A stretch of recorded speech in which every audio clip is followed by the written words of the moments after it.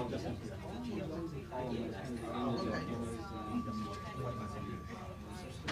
okay. It's just to be informed for.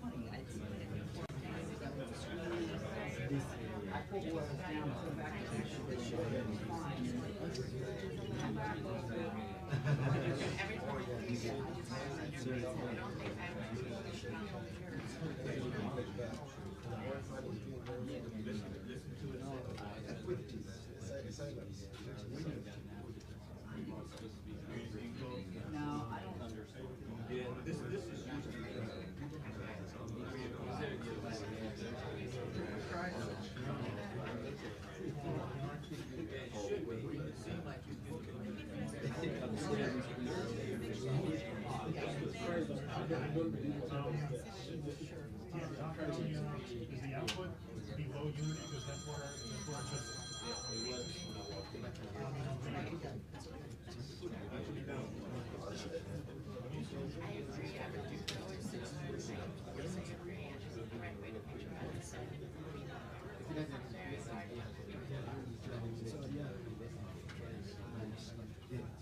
Okay, for all you folks recording, this is your test you're gonna get. Check it. Get 1, 2, hey, check, check, check, check, check, check, check, check, check. I'm gonna go through all 3 mics. 1, 2, hey, check. Check, check, check, check. Can I get some thumbs up back there or something? Okay, I see 1, 2, 3. One guy's still in his phone. Okay, great. Thank you very much. Mike. Okay. This is another mic. 1, 2, 1, 2, 1, 2. Is that really hot? Derek, bring that down a little bit for me, please, if you're still back there. Thank you very much, Derek. 1, 2. Hey, check, check, check, check, check, check, check. I see thumbs up, thumbs up, thumbs up. And his phone. Okay, 1, 2. Thank you, folks. 1, 2. Hey, check, check, check, check, check, check, check, check. We good? Across the board then, right? 1, 2. All right, thank you. Appreciate it, folks.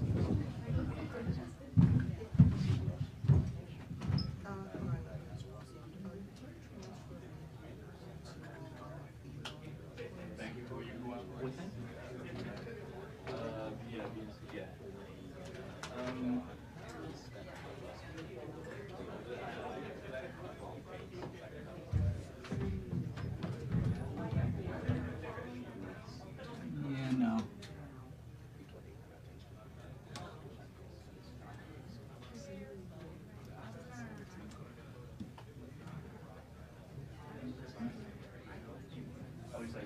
Competition. Are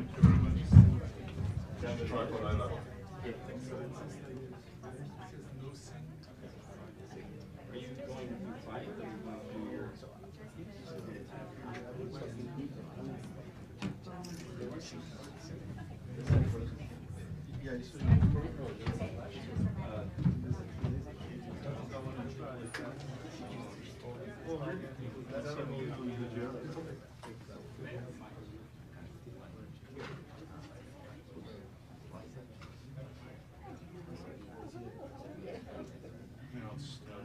The other way. That's better.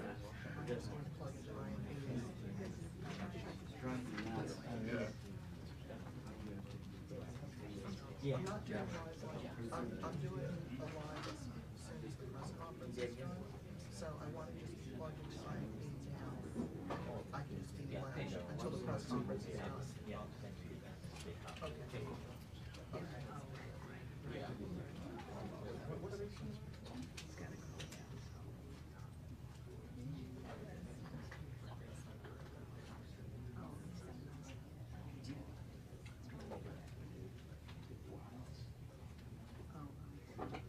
Okay, that's fine.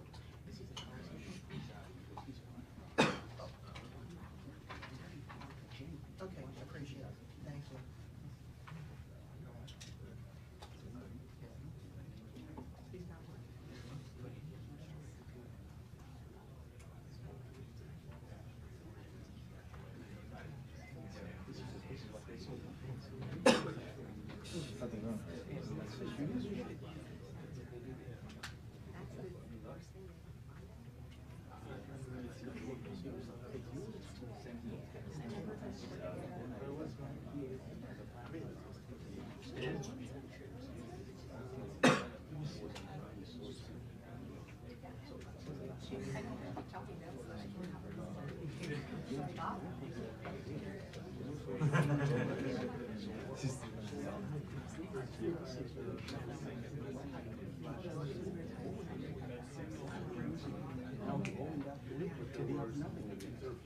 So it seems to be static.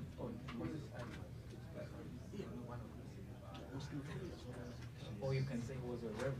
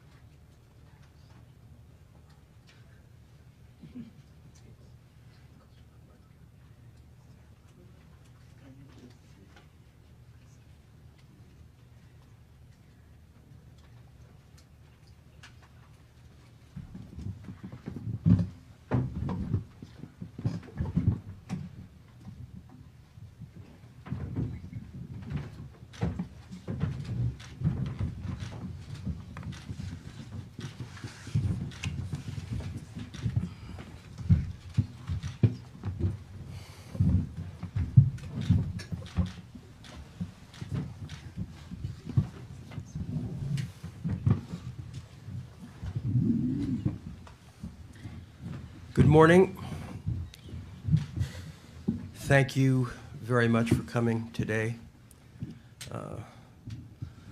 We are very grateful and privileged to have with us the Honorable Robert Ciuglani, also known as Bobi Wine, who, after a horrific attack by the armed forces of Uganda on him and on his entourage, which involved the assassination of his driver and close friend, who was sitting in the seat that he had occupied just moments before. Bobi is amazingly here with us today. So I'm going to ask you to begin your remarks, Bobi, and I will then make some comments on some of the legal issues. Thank you, ladies and gentlemen. I'm glad to be here, and most importantly, I'm glad to still be alive. I'm here against the advice of my doctors and my family, but I thought it's more important to be here, especially on behalf of my fellow Ugandans, particularly those in Chad on the East and those that still go through the repression. It should be noted that I'm not presenting myself as a victim, because I'm nobody's victim. I'm a survivor, and I would rather represent resilience rather than giving up. I was brutally tortured by some armed soldiers from the SFC, beaten, brutalized, and abused, and later locked up in the military barracks. Charges were later dropped, and I was taken to a civil prison, and finally I was bailed up. I'm here for specialized treatment, which I'm still undergoing. I am humbled to see that my brutalization has attracted the attention of my countrymen and women, and indeed the world over. But still I'm challenged, because many other Ugandans go through the same or even worse brutalities. For example, when I was in prison, there's this guy that cannot go off my mind, whose back was broken. There's a lady who had just had a baby through a C-section, who was beaten so bad that by the time we were released, she was still passing blood. There's another lady called Sauda, who I don't know if she will survive. All these people and many others, I'm sad that the world might never know them. So the opportunity that I get, I always want to raise my voice to speak for them, because I'm lucky that maybe the world knows me but may never know such people, and I want to use every ability in my voice to speak out for them. That's why I'm here, ladies and gentlemen.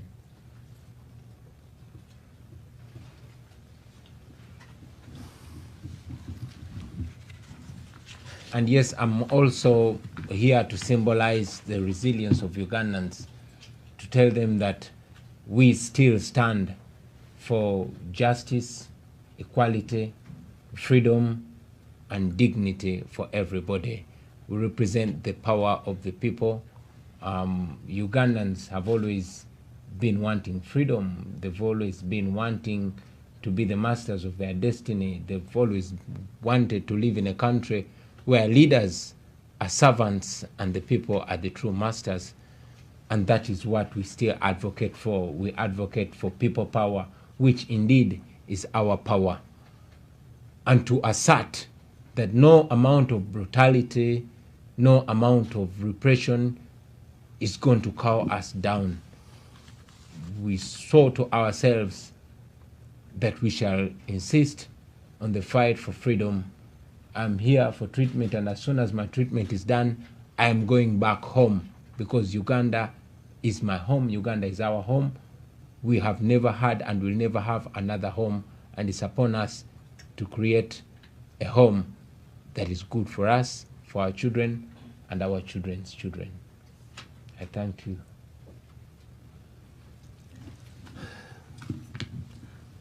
Thank you, Bobby. Briefly, while Bobby is receiving treatment here, we will be meeting with congressmen, congresswomen, members of various departments, the State Department included, and we will be providing them with details of what has been happening in Uganda, the brutality, the truly criminal activity and violations of human rights that are occurring daily.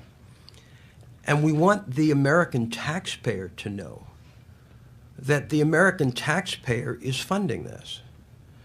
The military equipment we are supplying to Uganda is being used in a war of terror against Uganda's citizens. This is not an isolated incident. Uganda has a storied history of political violence, an ongoing history that the West has largely ignored. We cannot ignore it any longer. We cannot ignore Africa any longer. Within the last few weeks, the German chancellor was touring Africa, thank God. The Chinese have invited heads of state from all over Africa to Beijing.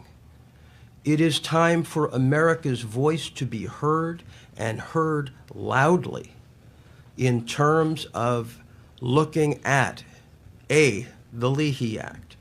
The fact is, American arms and American equipment have been used to torture Ugandans. We call on the U.S. government to immediately suspend military funding to Uganda, launch an investigation immediately into the use of U.S. equipment to torture Ugandan citizens. We are compiling a list under the Magnitsky Act. Ugandan torturers, beware. Your ability to travel, your ability to hold assets abroad may well be put at risk by your continuing to participate in a special squad of torturers set up specifically by the Ugandan army to engage in this brutality, using American military equipment. We have absolutely made the determination that we are going to conduct an investigation into the deaths of other opponents of this regime.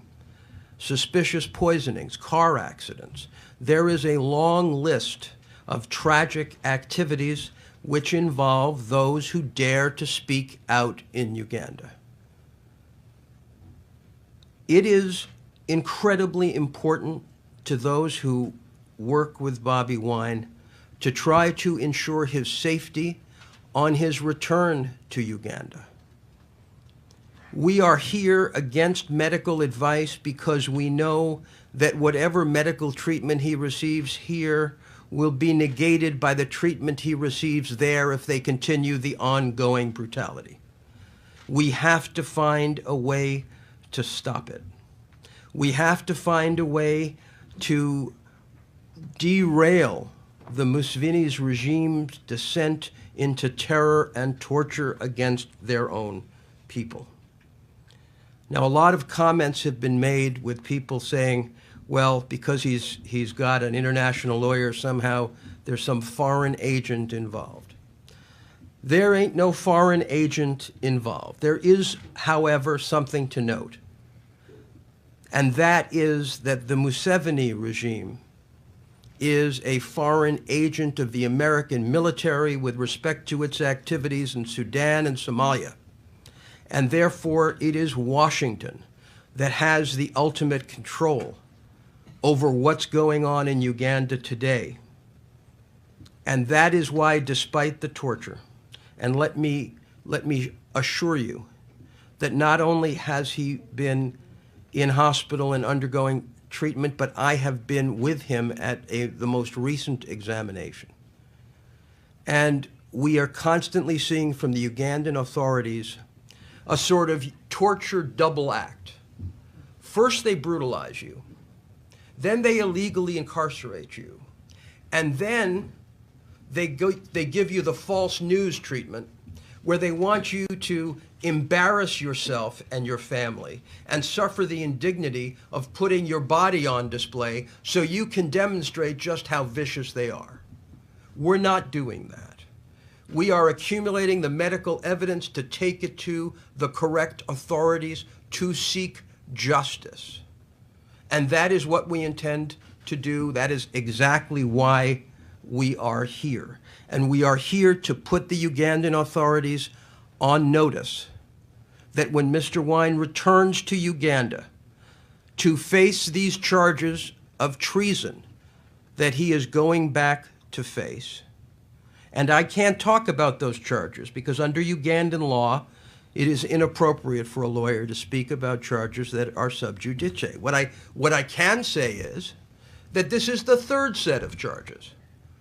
First, they charged him with respect to the motorcade. That was dropped. Then they said that he had an arms cache. But when the people in the hotel said the police planted the arms, they dropped those charges. So this is the third try. I get particularly irate about torture and brutality, not only because of my history in Africa, but because of my history in Russia. I was privileged to represent Mikhail Khodorkovsky, and I've been involved in Russian cases on and off for many years. And the Museveni regime is taking a page from Mr. Putin's book. They torture you, they poison you, they poison people in England, and then they call it false news. This is exactly what we're engaged in here. And we're not going to play that game. The Ugandan public deserves better. Africa's youth deserves better. And Bobi Wine and his colleagues can no longer be silent victims of torture and brutality. Thank you very much. We are going to take a few questions. I think could move a vote of thanks. I cannot forget to thank the world for standing with us. When I was in incarceration, I did not appreciate the magnitude of support and standing with us. It was until I left the military detention that I saw how much people stood with us, not just in Uganda, but from Kenya to South Africa, from Rwanda to Nigeria. People stood with us. I must give special respect to the people that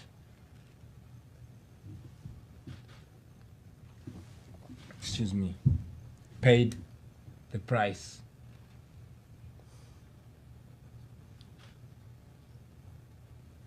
Yasin Kauma.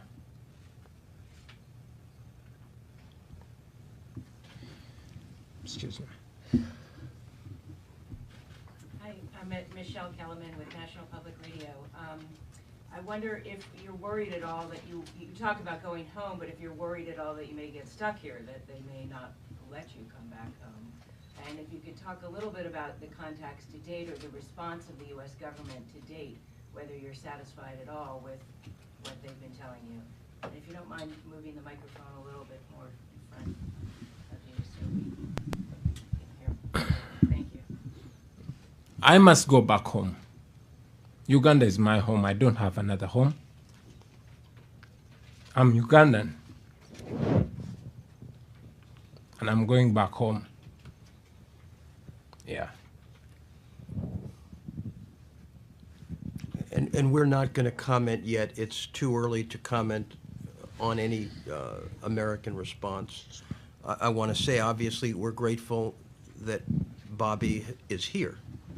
And, you know, thank God that he is here and that he can get the kind of highly specialized help that we've been able to obtain. Yes, sir. Thank you. Paul, you have Voice of America. Two questions. Oh, sorry. Sorry. Paul, in the whole Voice of America, two questions for you. First of all, Honorable Chagrani, good to see you. maybe comment about your health situation right now. How are you feeling? What have the doctors said, and for how long are you going to undertake the treatment? Secondly, can you also respond to some criticism that is coming from the Ugandan government in regard to the statement that you issued earlier, talking about how you're tortured? The government has come out and said that they did not torture you. Can you respond to that kind of criticism? Thank you. Well, it is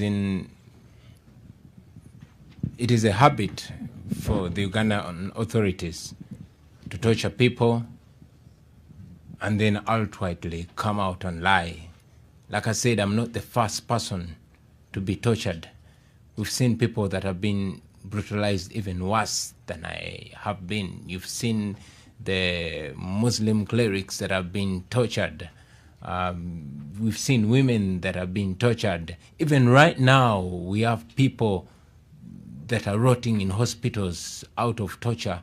And like I said, it's a privilege for me to be able to even access specialized treatment. And the least I can do is to speak out for those hundreds, if not thousands, of people that have been brutalized. I cannot continuously, like Bob said, subject myself to indignities. I cannot undress myself, but just a little that you can see of my body is probably signal to the torture that I went through and the torture that I believe people are still going through. And also to mention, just I was on the way here, I got information. My wife is running a charity organization called Helping Hand Uganda, and it is helping girls to make reusable sanitary pads. But her co-founder was kidnapped and tortured so badly for 2 days, and he was being forced to agree with the security forces that he will be a key witness to pin me, that and to confess that I'm being funded through my wife's NGO. That is the least that we see, but this is ongoing with many people. Yeah. How about your health? All I know is I'm still alive as of now. What happened to the hand? This and more, my skin keeps peeling. This blister that I received, all this hand has been peeling. I got injections that I don't know about, and I spent quite a long time on cuffs, shackled both hands and legs, and my hands swelled a lot. Yeah. Yes. Thank you. Rosalind Jordan with Al Jazeera English. Mr. Wine, there have been reports suggesting that the government is hoping that any oil deals it makes with the Chinese government could somehow buy it more credibility with young people, that it could lead to more jobs for young people. Do you believe that the Museveni government is acting in the best interest of Ugandan youth? And if not, why not? Thank you. Uganda is a population that is over 80% under 35. That's over 80% younger than me. And still it boasts of over 80% unemployment for the young people. I come from the ghetto, like many other people. All we desire is to have a say in our country. It is not about Museveni, and indeed it's not about me or anybody. It's about the people of Uganda. And all we desire is to see that the people of Uganda are the masters of their own destiny.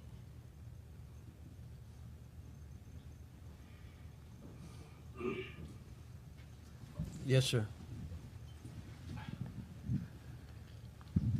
I'm Andrew from South Africa. I have a few questions for you.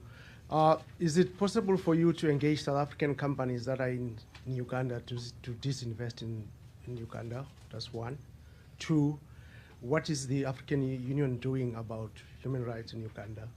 And three, is it possible for you, or have you spoken to the UN, let's say the new chairperson of the Human Rights Commission, Michelle Bachelet? Thanks. As we speak right now, like I said, I came out to speak to you against my doctors and my family's advice, but I will continue to engage team and friends to see what together we can do to liberate ourselves. And indeed, all options, all decent options will be put on the table. And I just should add that international investors in Uganda have obligations under the Global Compact, the Equator Principles, corporate human rights principles.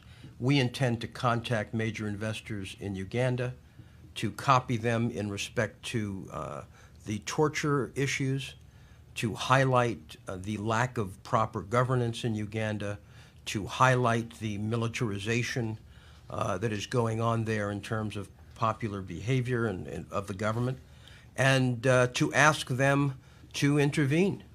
It is now, frankly, a duty of these multinationals that attend all these conferences and spend a lot of money on all these nice CSR documents to step up. We have a critical situation in an absolutely critical country in Africa, and now those people who invest in Tullow and other activities in Uganda, like the key banks, they're all going to be contacted, and we're going to put our pedal to the metal in terms of making sure that investors understand that while individuals don't have access to rule of law, that is an issue that impacts their investment. And while we're not today in any way seeking disinvestment from Uganda, what we're seeking is responsible investment in Uganda. Including from the Chinese and Russians? Listen, frankly, one of the things that's important for the Chinese to understand, as I think they are starting to, now that Malaysia has rejected two of their newest projects, is that there is, even for China, a balance. And yes, I think given the massive presence of China in Africa, there is no country that should not be made aware of what is going on. But it is, as I said, sadly, it is U.S. weaponry. So we have to deal first at home. It is U.S. weaponry, and it is $500 million of U.S. taxpayer money that's going to these arms that are being used against Uganda's own people. What about U.S. churches? Are they involved in Uganda? Absolutely another area that we intend to touch on. But I think, people need to understand that what happened as a result of Arua is only beginning to be digested. We have people in intense pain. We have a government that is, in fact, reeling from being found out. And I think it's incredibly important to recognize that this vicious brutality against the 33 in Arua is not a new development. What's new is that because of Mr. Wine's notoriety, it's come to all of our attention. That's really what's new. And when you see what's happening in Ethiopia and you see what's happening in South Africa, there is a new wind blowing in Africa, and the Ugandan government has to get back to basic principles, and they have to disband the torture cell, and they have to bring those people to justice. Thank you very much. Okay, one more. My name is Samuel. Question is, what do you make of the treason charges that have been put against you? And secondly, do you consider yourself to be an opposition leader who would run for president during the next election?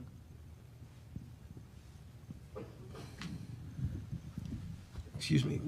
We've been asked by our Ugandan counsel not to have Bobby speak on the issue of treason. I have to respect him, and we've got to stay away from that. Sure, I will not talk about the treason charges because it's sub judice. But again, I want you to know that it's not about me. This is not about Bobi Wine. I'm just one of the more than 40 million Ugandans that want freedom, that want justice, and they want dignity. So this is not about me. It's about that young lady out there who works every day to feed her little child. It's about the young men and women who are educated but cannot find a job. It's about the religious leaders in their interreligious council who every day want change and seek for peaceful transition. It's about the elders that are continuously embarrassed by the ongoings in the country. It's about all of us. And that's why we say it is people power. It's not about Bobi Wine. It's about the people of Uganda. Sorry. Thank you. Bobi Wine, thank you for being here. Malika Bilal from The Stream on Al Jazeera English. What will justice look like for you and for your wife, Barbie? What does that look like? Justice is, one, the leaders being answerable to the people, people being the true masters of their destiny. Justice is having everybody equal before and under the law. That is justice for me. Yes, sir.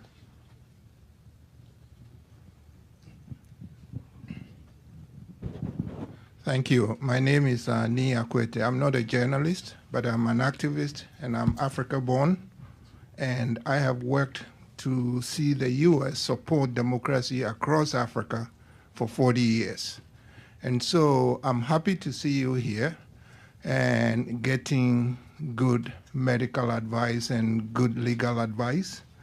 But my question is, what do you want the U.S. activists and people who push for democracy in this country, what would you like them to do so that they can get the U.S. supporting democratic processes in Africa rather than dictators? What do you want us to do? I'll be brief. I want you to stand with the oppressed, not the oppressor.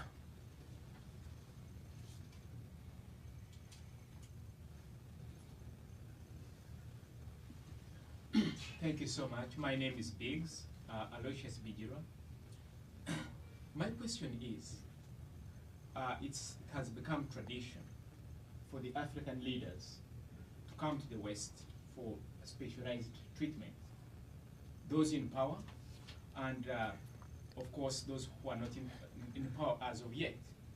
So, my brother and friend, Bobi Wine, if you were to be lucky to become a leader of Uganda, or as a member of parliament even right now, how do you hope to change this trend? Because while the leaders are able to get those specialized treatment, not everybody is lucky to get the same treatment.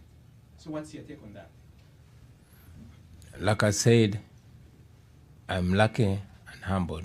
One, that my brutality is seen by the whole world, and that I have the opportunity to come for specialized treatment.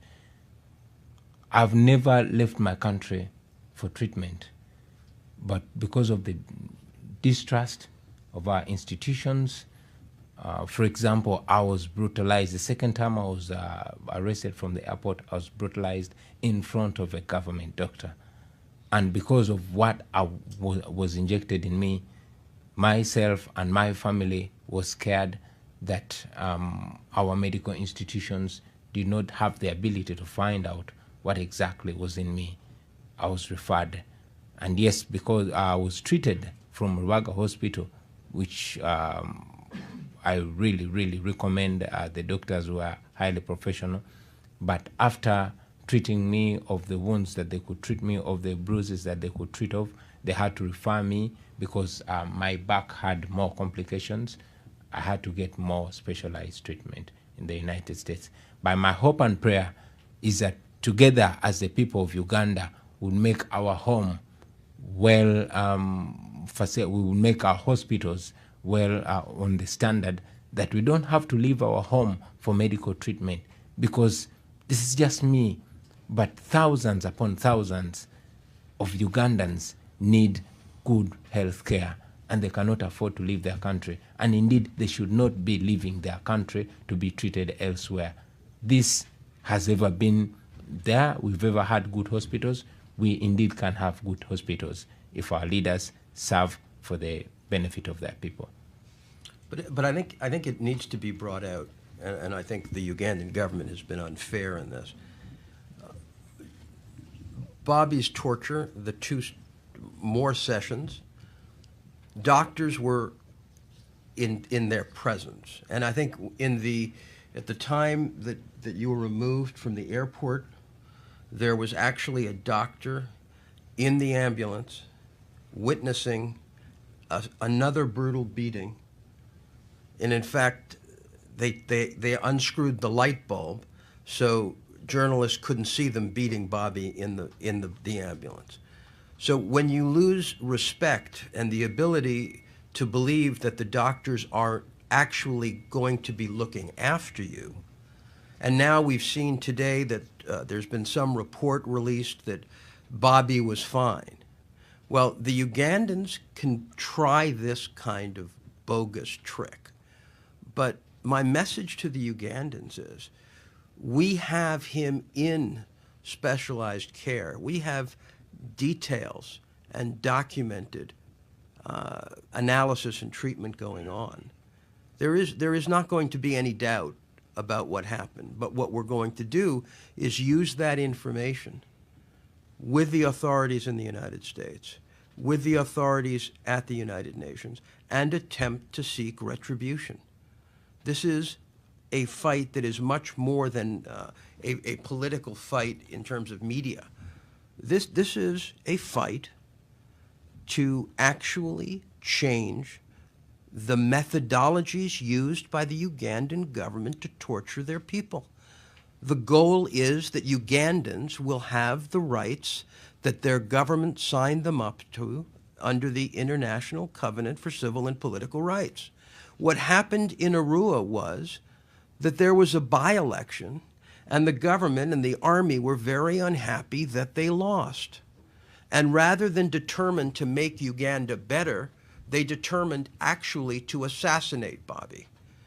Because the torture is a side play. They wanted to kill him, and that's why his driver was murdered in exactly the position they expected Bobi to be in. So this bunk from the government, nobody believes.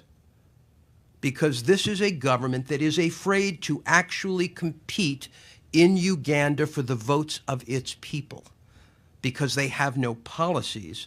They don't want to debate policies. What they want to do is intimidate and break the opposition.